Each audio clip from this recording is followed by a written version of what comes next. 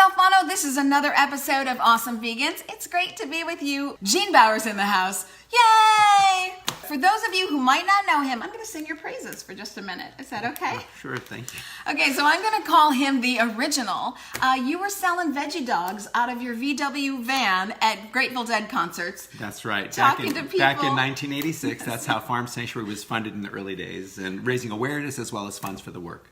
Funded by the Grateful Dead concerts selling veggie dogs. I love that. And I was actually at the last Grateful Dead show in Chicago, and they had veggie dogs in Soldier Field, which was pretty amazing. So it was really neat to see kind of this come full circle. We started in the parking lot selling vegan hot dogs, and they had them in Soldier Field for the last Grateful Dead show. I love it. Okay, so you see the impact. To me, that's very, actually, motivational. Positive, yeah. You see the impact one person can make. So Soldiers Field, for those of you who don't know, can hold 60, 70,000 people. It's where the Chicago Bears play. It's a massive stadium. It's huge. It's a classic, and Yeah. they're selling vegan hot dogs there. Yes, and that's where U2 plays, the Rolling Stones. I saw the Rolling dating myself. I saw the Rolling Stones there. So And the Grateful Dead. And the Grateful Dead. And the Grateful Dead. So, and of course, Gene has done so many other things, like some of your slaughterhouse videos have gone on to change laws, and he has stood up and testified in court for animals, again, to make these laws change. Many things. You have a book out right now, Living the Farm Sanctuary Life. So he has been an advocate for animals. Just for those of you who don't know, he's the co-founder and president of Farm Sanctuary. So a thrill for me to have you here. But since one of your main tenets is going around the country and educating people about the horrors of factory farms, we have something, Prop 12. Yes, Prop 12 will help to restrict cruel factory farming practices, and it will also ban the sale of certain products in California from farms that do not meet California standards. So farm animals, beginning mainly in the 1980s, started to be exempted from state anti-cruelty laws. And so factory farms could get away with doing whatever they wanted as long as it was considered to be a normal agricultural practice. We can vote with our dollars every day and choose to eat plants instead of animals, which is obviously the best way to prevent animals from suffering. But while we are still dealing with so much agriculture and animal suffering, passing initiatives like Prop 12 is very important. And it's about time that we correct the wrongs that are happening in factory farms that a lot of us didn't know about. And we were intentionally kept in the dark, and we're done with that. We are done with that. We're taking back the power. So we have Thanksgiving coming up. Yes. So, kind of a hard holiday and kind of a great holiday. You go first with what we can do to help turkeys. Yeah, well, Farm Sanctuary, when we started in 1986, felt that Thanksgiving was a pretty tough holiday for vegans and vegetarians and people that don't want to see animals suffer. So we started the Adopt a Turkey program where people can adopt a turkey instead of eating one for the holiday. And people who sponsor turkeys who live at Farm Sanctuary get pictures of the rescued turkeys that they're helping us to take care of. And we encourage people to do that, adopt a turkey, take the picture, put it up at work, share it with your friends, That's awesome. Show people that these are animals who are individuals, who have feelings, who don't want to be abused and killed and consumed. And, you know, it's really ironic that we celebrate this holiday that is supposed to be about gratitude and thanksgiving around the body of a dead bird in the middle of the table. And so the Adopt a Turkey program and vegan Thanksgiving events are a way to, again, make a statement that we as a society stand for compassion. We do not stand for carnage, essentially, and we want to live well and not cause unnecessary harm to other animals. And the great news is that human beings can survive and thrive, in fact, and do very well eating plants and not causing other animals to suffer and die to feed us. Do better, actually. Our health does better. It does, yes. yeah. Our cardiovascular health and many other things does better when we don't eat meat and dairy. Yes. So here's what I will say about Thanksgiving being a very happy holiday. So as a kid growing up, I never wanted to eat meat, and I always loved Thanksgiving because I found that my choices were huge except for the turkey. So nothing else has meat in it, really. I mean, when I make food at my Thanksgiving. I have a Brussels sprouts chickpea salad, and then I have a vegan stuffing, and which is great. Now that there are great vegan sausages, I put those in, but prior to that, I never did. I make a mushroom risotto without any cream, like a really heavy mushroom dish. I do chestnuts and cranberry rice dish, which is really great. I do butternut squash soup. Naturally, before I ever went vegan, none of this stuff had meat in it. So I always think that there are so many options of stuffing and salads and veggies. It's a real veggie harvest. It can be. Mine always was. Yeah, and I think that's a really great thing to remind people of, that we already are eating lots of vegan food, and so just adding more plant foods and squash and the amazing, like, sort of traditional harvest foods or in the fall that are plant-based already, and just sort of embrace those, add more of those, and start leaving the animal foods off the plate. Right, absolutely. And here's another thing. How many of you have gone to Thanksgiving and then everybody feels sick afterwards? So you start out with this happy holiday, and then everyone's like, oh, because the tryptophan of the turkey. So one of the reasons that I would keep animal products out of my Thanksgiving, even before I was vegan, is because I didn't want people to be sick. FYI. There's all kinds of reasons, and antibiotics are a whole other issue in animal agriculture. The vast majority of the drugs that are used in the U.S. are actually fed to farm animals to keep them alive in these filthy, stressful factory farms, and that's resulting in the development of antibiotic-resistant pathogens that can then be spread to human consumers. So, oftentimes now the government is advising people when they're cooking turkey or other animal products to almost treat it like manure, because it has so much fecal pathogens on it, and that can then get onto other foods. There's cross-contamination. You got to clean your cutting board. And it's because these animals live in such horrible conditions.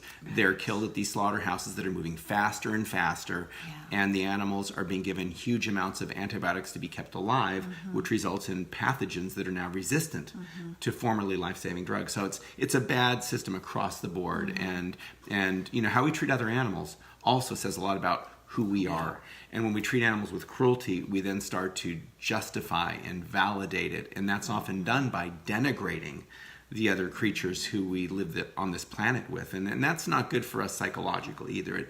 These issues, how we eat and how we treat other animals has profound implications, not only for our health and well-being physically, but I would also say for our health and well-being psychologically. I love him. I love you. That was extremely succinct. I will sum up and just add, it's actually about you as much as it is about the animals, because it isn't good for your mental health. It isn't good for your physical health. It isn't good for your wallet. And lots of people are making a lot of money off of us not feeling well. Yeah, and keeping us in the dark and misleading us. Unfortunately, many people who are buying products labeled as humane are being misled, because oftentimes these labels sound better than they are, and it's in the food industry's interest to make them sound better, because then they can sell these things for a lot more. So most products labeled as free range or cage free are actually still coming from factory farms. And consumers, I think it's important for us all to realize that the only real humane way to eat is to eat plants and not animals. And again, I'm sorry that I keep hitting this over the head, but it's just another way of saying you need to take back the power for you, and you need to advocate for yourself. I'm advocating for animals too because I love them, but you want to advocate for yourself, because if you think the government is selling you stuff because they want to help you, ain't gonna happen. So he's completely right. Factory humane farming is just a marketing plan. It's just really a marketing scheme, and you are the brunt of that. Absolutely. And eating in alignment with your values, eating healthy plant-based foods is very empowering for people. We're healthier physically, we're healthier mentally. And we're supporting a food system that's not destroying the planet. Animal agriculture is one of the top contributors to the most significant environmental problems we're facing, including climate change. It contributes more to climate change than the entire transportation industry. And it pollutes rural communities. There's issues with social justice. In North Carolina, for example, neighbors who are oftentimes people that don't have a lot of economic strength are literally having animal waste spread into the fields, and it gets onto their houses. So this is an industry that is bad for animals. It is bad for rural communities. It is bad for consumers. It is bad for workers. It's bad for everybody. So going to eating plants instead is a win-win-win-win-win-win across the board. Win. And you just kind of got to think like, well, if it's so bad, how come they keep feeding it to us? So you got to, again, think like, who's making money off of us not doing well? So I would just say we take back the power. We're all a lot happier. Yeah. And one more thing I want to say. I think it was Benjamin Franklin. So you smart people out there on the internet, you can correct me if I'm wrong. I think it was Benjamin Franklin who advocated that the turkey should be the American bird and not the American eagle. Is that right? That's right. He yeah, sure did. because the American eagle is really a prey animal, and I love the American predator. eagle. Predator. Thank you. Sorry. Thank you, predator. A beautiful, beautiful bird. But the turkey is... Yeah, Ben Franklin said more noble. More noble, that's right. So tell me a little bit about the personality of a turkey. Well, turkeys that live at Farm Sanctuary are they're individuals. Some are more outgoing than others, some are more shy than others. But we have turkeys that love to be with people, and they follow you around like puppy dogs. Aww. And in some cases, when you sit down in the barnyard, they'll come and sit on your lap. So these are individuals, and they, like all animals, want to be treated with compassion. And interacting with these animals in a positive way is good for them. It brings out their personalities, and it's also good for us. Living with these animals and seeing them as our friends, not our food, does a lot of good for our hearts as well. Awesome. Okay, so our runner-up for the American bird is the turkey. So we're talking about the personality of the turkey, but at Farm Sanctuary, you don't have just turkeys, of course. You have cows and pigs and horses and sheep and goat. And so tell me a little bit about the sentience of the animals that are usually considered food.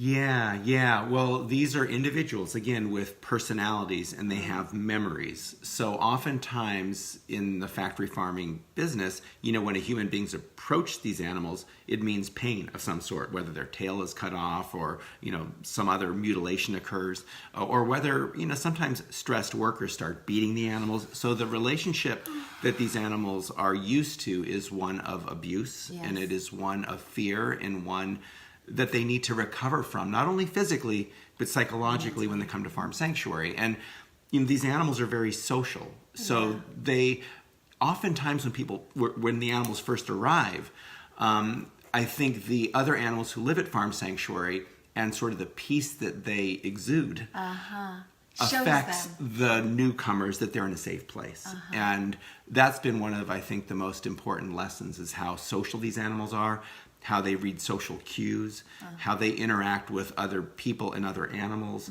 and respond to the environment. So in an abusive environment, like in the factory farm, cruelty is normal and the animals are fearful. At Farm Sanctuary, they start realizing they're in a safe place.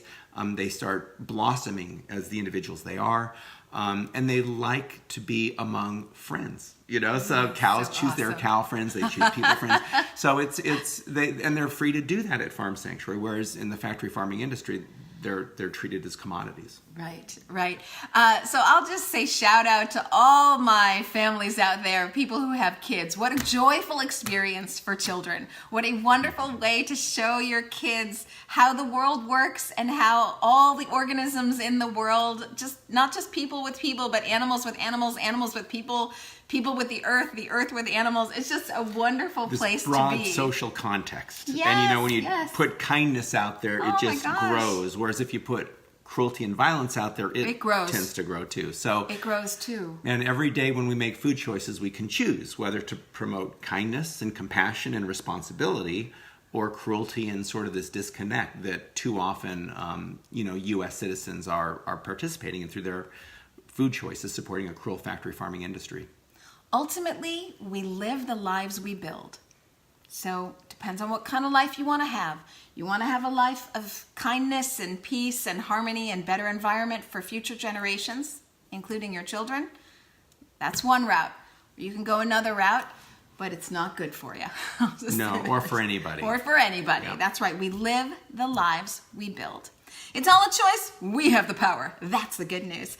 So I'll just give a little shout out because if you want to, we're on sort of tight time here, unfortunately. But if you want to know more, I'm going to give a shout out to your book, Farm Sanctuary Life. Living the Farm Sanctuary Life is my latest book. It has 100 vegan recipes in it. It's about how to do this. How to live the farm sanctuary life. So if you cannot be Gene Baur and you cannot have your own farm sanctuary, you can live a life that is parallel, similar to that, following great recipes and living a life that makes choices that are the best for you and your family, and then the earth and animals too. And you can also visit farm sanctuaries. And you can visit farm sanctuary. We have a farm near LA and one in upstate New York as well that you can come visit. So I'm going to give a little shout out because I have Audible who works with me, and they are wonderful and they want to support this podcast. And so I'm going to say, for everybody listening here on Awesome Vegans, Audible is offering a free audio book download with a free 30-day trial to give us the opportunity to check it out. And so I'm going to recommend Farm Sanctuary. Living the Farm Sanctuary Life by Gene Baur. Go and download your free audiobook today. Audible.com/Awesome Vegans, and you can get a free 30-day trial and pick up in this free 30-day trial the Farm Sanctuary Life. So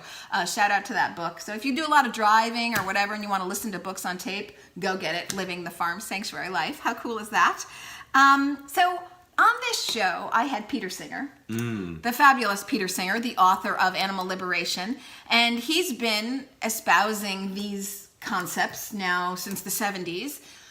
And I asked him, okay, you belly up to the bar, you go into like Arkansas, you belly up to the bar, you order a beer, and you start talking philosophy with people at the bar, and everybody thinks you're crazy. What do you say, Gene, to the average person? I know we've been talking about all the big concepts, but if you're taking it down to really just like person on the street over a beer, how do you boil down these concepts to people say, oh, you're just a crazy tree hugger? By the way, I don't know any crazy tree huggers, but people have this vision that maybe this is a crazy tree hugger concept. What do you say to those people?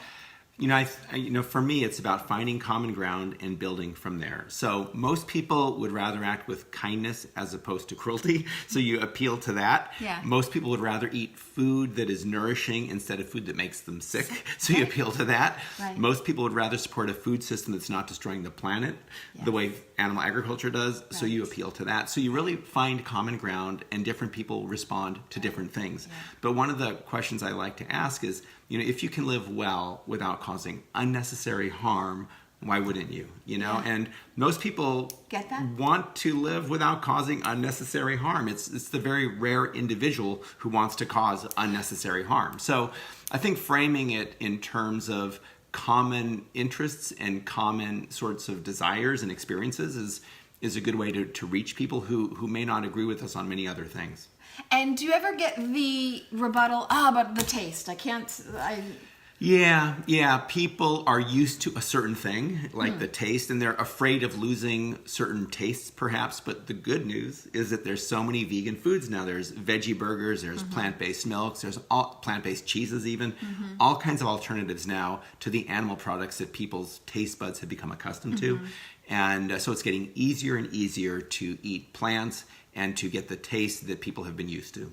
I'm going to start doing a lot of previously considered meat dishes, gyros, lasagna, casserole, all the sorts of things, and I'm going to be doing them vegan so that everybody can see just how easy it is to do the exact same thing with, gosh darn it, almost the exact same taste. There's a lot of even like accidentally vegan. There's even accidentally vegan things like Bacos.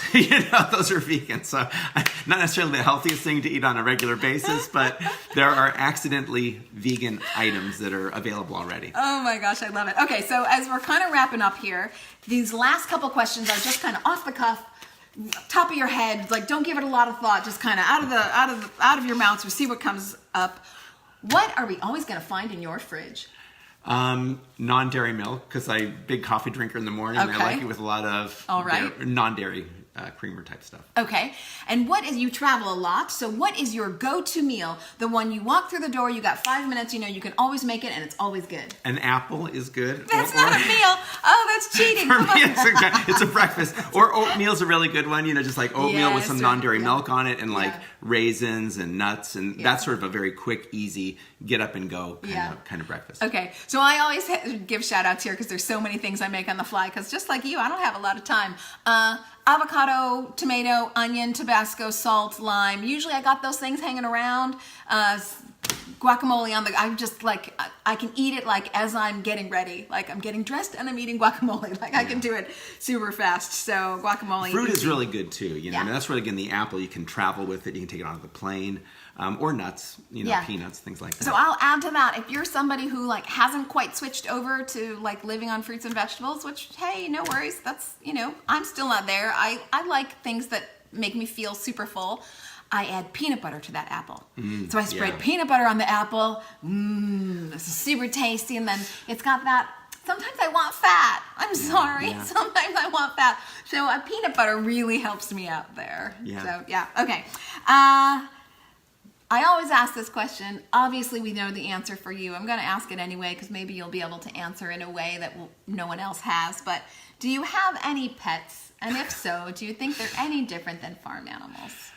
No, like all animals, companion animals and farm animals have feelings, they have relationships, they have memories, they want to enjoy life. And my girlfriend and I foster dogs, and we have 2 that we ended up keeping. Of course. So Awesome. Winston and Pepe are our companion animals who live with us in the house. Winston and Pepe, I love it. Okay, what do you wish you knew 10 years ago that you know now? Well, I think just how people are emotional and we react to things without being very rational sometimes. And in advocacy, I think it's important for us to realize that if we want to create change, we need to understand how people respond to different sorts of messages. And as time has gone, I've refined my approach in order to be able to reach people in a more effective way. And again, this comes back down to the idea of finding common ground and building from there. Yes. Instead of focusing on an area of disagreement, you find the agreement and you start building, which then starts breaking down some of the emotional barriers and the walls that people can tend to put up. I love that. That's great advice for all of us. I think you have your purpose in life. So many people, we search for our purpose in life, where we can make the most positive impact. For you, it seems that you have that purpose. Is this what you'd like to be known for? Well, I feel very lucky to do what I believe in, but I also feel aggravated that there's so much more to do, and sanctuaries play an important role, but I think ultimately what we need to do is to change our food system. And I'm seeing more and more evidence that this is a systemic problem, which is, infrastructure, it's economics, it's culture, it's beliefs. And I think that we need to really figure out how to address those. So I feel grateful, but I feel there's a lot more to do. So Gene and I were talking about how we both like to eat foods because we're older that kind of help us stay super young, because both of us are really active. So we're going to be back together to do more interviews and more cooking stuff together, because this is a question I would really like to explore that we don't have time in full today. But I'll just say, there's very little that we do today that we used to do in 1940 and 1950. Who even hails a taxi anymore? Oh my gosh, you get on your phone, you're getting Uber, it's going to a satellite that's calling something to your house. Our food system hasn't changed since 1940, 50, yet we've got all the technology to make our lives better. That's just insane. Yeah. So I think, again, maybe people have a financial interest in keeping it the old way, but it doesn't help us. I'd like to see farmers have a better life and get more jobs. Next time you're on this show, I'm going to have statistics about the potential job growth for our economy of switching to plant-based. Forget the fact that it's better for our wallets, it's better for our health system, so we won't spend as much money, and it's better for our everybody, rural communities, rural animals, communities, the environment. Yeah. Yes, but I think there's a lot of job growth. We're talking about clean meat. I don't even know how you feel about clean meat. We'll come back to that too. But there's a lot of technological growth in this area. That means jobs. Jobs are good for us. I want to answer to that question because I think that there's a big potential here. I totally agree. And there's different types of plant-based agriculture, community gardens, CSAs, and new forms of marketing plant foods as well. And then there's the retail, veggie grill and other, vegan, like fast food restaurants that are starting to be established. And you have big companies that have been traditionally in the animal agriculture space investing in plant-based businesses. So I think the potential is vast and the opportunity is enormous. And so it's good. We're not anti-business, we're anti-cruelty. We're not anti-farmer, we're anti-cruelty. And so totally. I love farmers. Yeah. I want to see them thrive in many different ways because then, we won't have as much land deforestation. Again, that's better for farmers when they have more land that they can work with. And then you can go foraging in the forest. So there's a whole different type of food. I mean, mushrooms. There's a whole different, way of interacting with the earth, one that is more respectful and cooperative and connected as opposed to exploitive and extractive. And so our animal agriculture system is sort of the epitome of exploitation and extraction, and it's ultimately not healthy. Without giving back to the planet, and then you kill it. So that doesn't work for anybody, as you probably know. So when he comes back, we're going to revisit that whole financial question. I think that's very fascinating because I think we've got the solution to that too. Okay, what is your favorite phrase that you live by? You may need a second to think about this. I'll give you an example. I always like to say, nose to the grindstone, eyes to the sky. Anything that you live by when you're having a tough day? Well, you can't control others. You can only control yourself. So you just do the best you can and realize that in some cases it's going to resonate, in some cases it may not, but you just do the best you can and just keep on trying and get up too. You get knocked down, you get up. Life is a process and it's not a simple black and white, hey, everything's great. It's just a challenge. You just show up every day and do the best you can. When you know better, you do better, and every little bit counts. So put one foot in front of the other. Before you know it, you change your life. Our last question today, what are your predictions for the future? Yikes. Well, hopefully awareness will continue growing, and hopefully infrastructures and systems and behaviors will align better with our own compassionate values and our humanity, and also our own interest to live on a planet that's not being destroyed by, irresponsible practices like animal agriculture. Yeah. All right. I'll say amen to that. Go ahead and pick up a copy of Living the Farm Sanctuary Life by Gene Baur. He's going to be back again. We'll do this again. Don't you worry. Thank you, everybody, for subscribing to Awesome Vegans on iTunes and YouTube. And check us out on Facebook. Check out the Farm Sanctuary on Facebook. And until I see you again, don't forget to be vegan. Bye, everybody.